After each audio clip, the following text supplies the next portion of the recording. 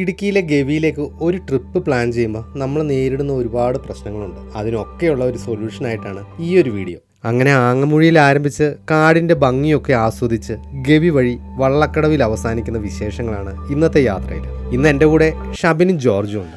നമ്മുടെ സ്വന്തം വാഹനത്തിൽ ടൈഗർ റിസർവിനകത്തുകൂടി ഒരു ഗവി ട്രിപ്പ് എങ്ങനെ പ്ലാൻ ചെയ്യാം എന്നുള്ളതിനെ കുറിച്ചുള്ള ഫുൾ ഡീറ്റെയിൽസ് ഈ ഒരു വീഡിയോയിലുണ്ടാവും. ഏകദേശം ഒരു 80 കിലോമീറ്റർ ഉണ്ട് വനത്തിനകത്തുകൂടിയുള്ള ഈ ഒരു യാത്ര. മിനിമം 5 മണിക്കൂറെങ്കിലും ഉണ്ടാവും. മാത്രമല്ല ഇതിനകത്ത് കണ്ടിരിക്കേണ്ട ഒരുപാട് മനോഹരമായിട്ടുള്ള കാഴ്ചകളും ഉണ്ട്. രാവിലെ 9 മണിക്ക് ആങ്ങമൂഴി ചെക്ക് പോസ്റ്റിൽ എത്തേണ്ടതുകൊണ്ട് തലേ ദിവസം എരിമേലിക്കടുത്തുള്ള മുട്ടപ്പള്ളിയിലെ ഒരു ഹോം സ്റ്റേയിലാണ് റൂം എടുത്തത്. ഈ ഒരു സ്റ്റേയെ കുറിച്ച് എടുത്തു പറയാതിരിക്കാൻ പറ്റില്ല. ബഡ്ജറ്റ് ഫ്രണ്ട്ലി ആയിട്ട് ഒരു 1500 രൂപ മുതൽ 2500 രൂപ വരെ വരുന്ന പ്രീമിയം റൂമുകളാണ് ഇവിടെയുള്ളത്. ഇവിടെ എനിക്ക് ഏറ്റവും ഇഷ്ടപ്പെട്ടത് ഇവിടുത്തെ ഫുഡാണ്. ഒരു പ്രത്യേക രീതിയിലുള്ള നാടൻ ഭക്ഷണം. ഞങ്ങൾക്ക് വൈകുന്നേരം ഫുഡിനുണ്ടായിരുന്നത് കപ്പയും കാച്ചിലും ചേമ്പും ഏത്തയ്ക്കൊക്കെ പുഴുങ്ങിയത്. ഇതെല്ലാം കഴിക്കാൻ വേണ്ടിയിട്ട് ഒരു നാടൻ കാന്താരി ചമ്മന്തി, പിന്നെ മീൻ വറുത്തത്, പുട്ട്, ചിക്കൻ കറി, അങ്ങനെ ഒരു രക്ഷയില്ലാത്ത ഫുഡായിരുന്നു. ഫുഡ് മാത്രമല്ല ഇവിടുത്തെ ഹൈലൈറ്റ്. ഇവിടുത്തെ റൂമും ഇവിടുത്തെ ആംബിയൻസും ഒക്കെ ഒരു പ്രത്യേക രീതിയിലാണ്. പഴമയെ ഓർമ്മപ്പെടുത്തുന്ന രീതിയിലുള്ള കുറച്ച് സാധനങ്ങളൊക്കെ ഇവിടെയുണ്ട്. കാളവണ്ടി ചക്രം, വള്ളം, പണ്ടുകാലത്ത് ഉപയോഗിച്ചിരുന്ന ഫർണിച്ചറുകൾ, അങ്ങനെ ഒരുപാട് സാധനങ്ങളുടെ ഒരു വലിയ കളക്ഷൻ തന്നെയുണ്ട്. ഇവിടുത്തെ ഒരു സ്റ്റേയെ കുറിച്ച് പറയുകയാണെങ്കിൽ ഇവിടുത്തെ ഒരു കാറ്റഗറി മഡ് ഹൗസ് ആണ്. അതിൽ 5 റൂമും ഒരു ഡോർമെറ്ററിയും ആണുള്ളത്. പിന്നെ 5 റൂം അടങ്ങുന്ന ഒരു വില്ലയും 2 ബെഡ്റൂമിന്റെ മറ്റൊരു വില്ലയുമാണുള്ളത്. ഈ ഒരു പ്രോപ്പർട്ടിയിൽ ഏകദേശം 50 പേരെ അക്കോമഡേറ്റ് ചെയ്യാൻ പറ്റും. പിന്നെ ഇവിടുത്തെ നാടൻ ഫുഡൊക്കെ ഉണ്ടാക്കുന്നത് ഇവിടുത്തെ 2 ചേച്ചിമാരാണ്. അതുകൊണ്ട് തന്നെ ഫുഡിന് നല്ലൊരു ക്വാളിറ്റി ഉണ്ട്. ദൂരെ നിന്ന് വരുന്നവരൊക്കെയാണ് ഒരു ഗവി ട്രിപ്പ് പ്ലാൻ ചെയ്യുന്നതെന്നുണ്ടെങ്കിൽ തലേ ദിവസം ഇവിടെ സ്റ്റേ ചെയ്ത് വെളുപ്പിനെ ഇവിടുന്ന് പോകാനായിട്ട് നല്ലൊരു ഓപ്ഷനാണ്. ഈ ഒരു പ്രോപ്പർട്ടി ബുക്ക് ചെയ്യാനുള്ള നമ്പർ ഞാൻ താഴെ കൊടുത്തേക്കാം. അങ്ങനെ ഇവിടുത്തെ ബ്രേക്ക്ഫാസ്റ്റ് ഒക്കെ കഴിച്ച് ഞങ്ങൾ ഇവിടുന്ന് യാത്രയായി. ഇവിടുന്ന് ഒരു 18 കിലോമീറ്റർ ഉണ്ട് ആങ്ങമൂഴി ചെക്ക് പോസ്റ്റിലേക്ക്. ഏകദേശം അരമണിക്കൂർ യാത്ര. നിങ്ങൾ ഇങ്ങോട്ട് പോരുമ്പോൾ ശ്രദ്ധിക്കേണ്ട ഒരു കാര്യം, ഇവിടെ നേരിട്ട് വന്നു കഴിഞ്ഞ് കഴിഞ്ഞാൽ ടിക്കറ്റ് കിട്ടുന്ന കാര്യം പ്രയാസമാണ്. ഇങ്ങോട്ടുള്ള ടിക്കറ്റ് 3 ദിവസം മുമ്പ് ഓൺലൈനിൽ മാത്രമാണ് കിട്ടുന്നത്.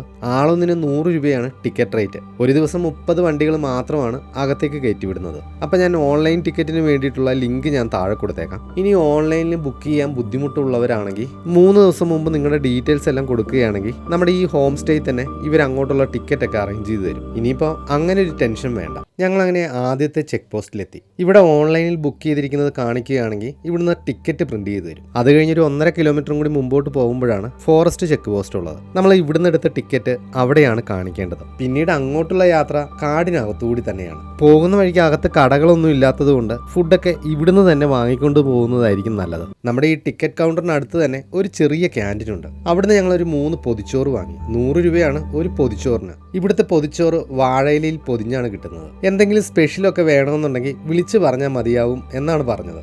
മീൻ വറുത്തതുണ്ട്.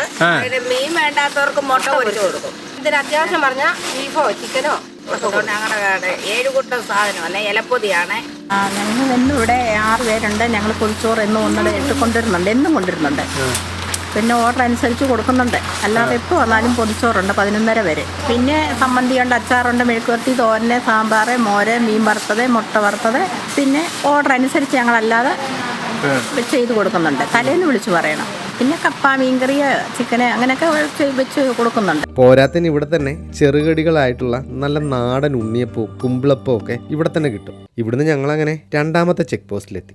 നമ്മളിപ്പോൾ എടുത്ത ടിക്കറ്റും കാണിക്കണമെന്ന് കാണിച്ചിട്ട് ഇവിടെ നമ്മൾ നമ്മുടെ ഡ്രൈവിംഗ് ലൈസൻസും പിന്നെ ടിക്കറ്റും കൂടി കാണിക്കണം. അത് കഴിഞ്ഞാൽ പിന്നെ വനത്തിനകത്തുകൂടിയാണ് യാത്ര. പോകുന്ന വഴിക്ക് നമുക്ക് 5 ഡാമുകൾ കാണാൻ പറ്റും. അതിൽ 4 എണ്ണത്തിന്റെ മുകളിൽ കൂടി നമുക്ക് യാത്രയും ചെയ്യാം. പിന്നെ പോകുന്ന വഴിക്ക് കുറച്ച് പഴയ മെഷീൻസ് ഒക്കെ ഇവിടെ കിടക്കുന്നത് കണ്ടു. പണ്ട് ഇവിടെ ഡാം പണിക്ക് വേണ്ടിയിട്ട് കൊണ്ടുവന്നിട്ടുള്ള മെഷീനുകളാണ്. ഒരു മൺസൂൺ ഒക്കെ ആണെങ്കിൽ ഇതിൽ കൂടിയുള്ള യാത്ര കുറച്ചുകൂടി രസകരമാകും.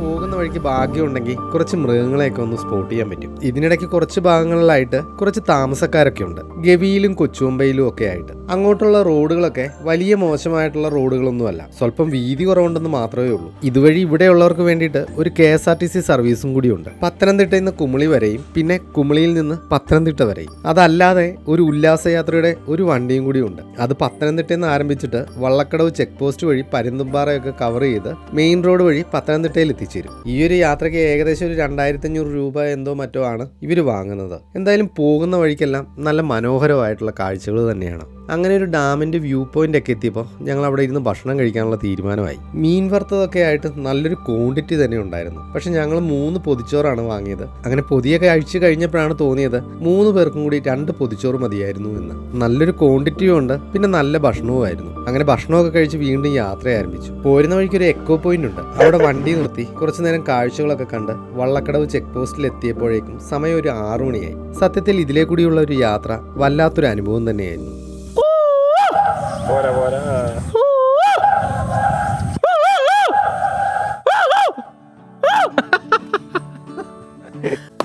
കാട്ടിൽ വന്നിട്ട് എന്നാ അക്രമമാണോ കാണിക്കുന്നത്?